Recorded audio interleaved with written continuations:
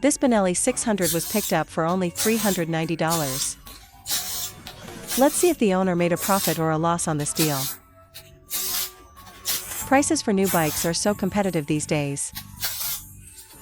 As for these older, big-name bikes, their prices have dropped to almost dirt cheap.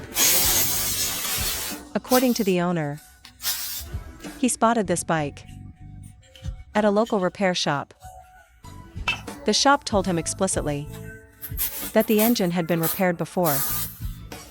The owner thought, since it's so cheap anyway, might as well buy it and take a gamble. This bike has already had 7 previous owners. The clutch hub and plates are still usable. But as for the outer clutch basket, the gear alignment was modified. It was modified just to suppress that specific rattling noise. These 3 screws for the gear modification all had to be welded like this. The oil pump chain, I'll replace it this time. It seems this engine really was worked on before. On this oil pump, the screws are missing their washers. They just tighten the screws directly. Alright, the clutch side is mostly fine. Next, let's remove the cylinder head. The Huanglong 600 engine essentially dominated the domestic 4-cylinder market for over a decade.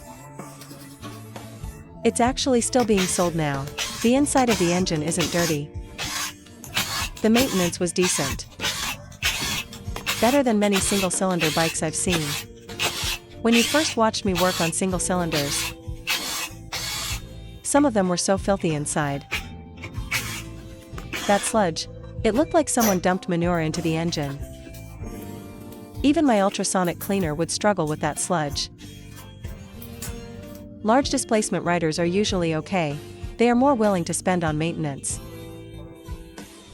That's why in the large displacement bikes I dismantle, there is rarely such heavy sludge. It seems there's nowhere on the camshaft either. The cylinder head and bearing caps can still be used. Honestly, just the cylinder head alone could sell for about $140 as a used part. Look, just with the head, he's already recovered 1/3 of his cost. Let's look closer at the piston tops. It seems this engine wasn't just repaired, but it was repaired quite recently. There isn't even any carbon buildup on top. Now, let's check the valves. The valves are fine too. It seems one of the previous owners really cared for this bike. Look, the coolant hoses were all replaced uniformly, even though it's seen as a beater in people's eyes now. You can tell it once had its glory days. After all, spending $7,000 on a motorcycle 10 years ago was already ahead of most people back then. Check the crankcase. This part looks like it was hit or bumped. I can see it was patched up with aluminum welding, and the surface wasn't machined very flat. Maybe because it leaked oil after welding. They used AB epoxy to seal it. No wonder it was sold for only $390. It's even more obvious from this side. Whether it's the Huanglong 600 or the BJ 600, it's actually the same engine. For this engine's oil, I recommend using 10W50. Most Zhenjiang bikes are like this. For the choice of oil, you can go with Shell Advance AX7. If you want something better, you can use Shell Advance Ultra. Both are natural gas-based oils. They are good at suppressing noise and vibration, and they have strong cleaning properties. There's some debris in the oil strainer. It's not a big deal, just wash it out. Aside from the Benelli 600 selling cheaply now, there's also the Komodo 650 series. Used bikes from those years probably only cost a few $100s. Alright, let's split the crankcase. First, remove the crankshaft. Since you've watched this far, please give the video a like. Now let's examine the connecting rod bearings. Let's look at the bearing for cylinder 1 first. Looks like it's still original. The copper isn't showing, so it's usable. Now for the bearing on cylinder 2. It already shows wear. I don't recommend using it. Check cylinder 3. Don't be fooled by its good looks. This is an aluminum-based bearing. This proves it was repaired before it was sold. Usually, the crankshaft was scored, and then new bearings were fitted.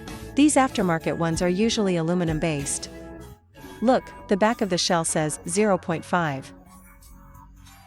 That means the crankshaft was indeed damaged. Then ground down by 0.5 mm. And fitted with oversized bearings.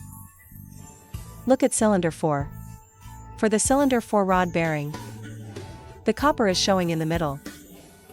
We don't even need to look at the crankshaft anymore. Reground crankshafts are generally not durable, because the crankshaft surface has a nitride layer. Grinding it to fit bearings definitely destroys that layer. That is exactly why reground crankshafts don't last very long. On the other hand, the quality of aftermarket oversized bearings is usually poor. So when you are buying a used bike, you must look out for this issue. Try to avoid engines that have been opened up. If the crankshaft has been reground, it won't run for long. Maybe after one high rev burst, it will break. Now let's look at the pistons.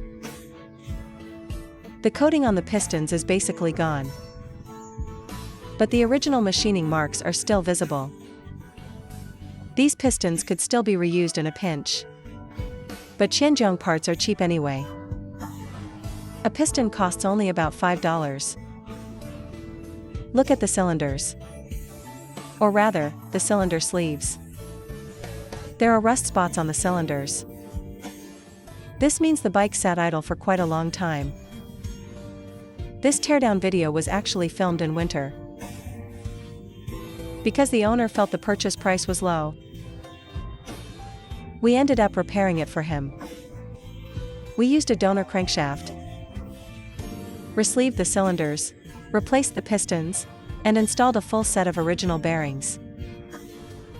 The total repair cost another $420.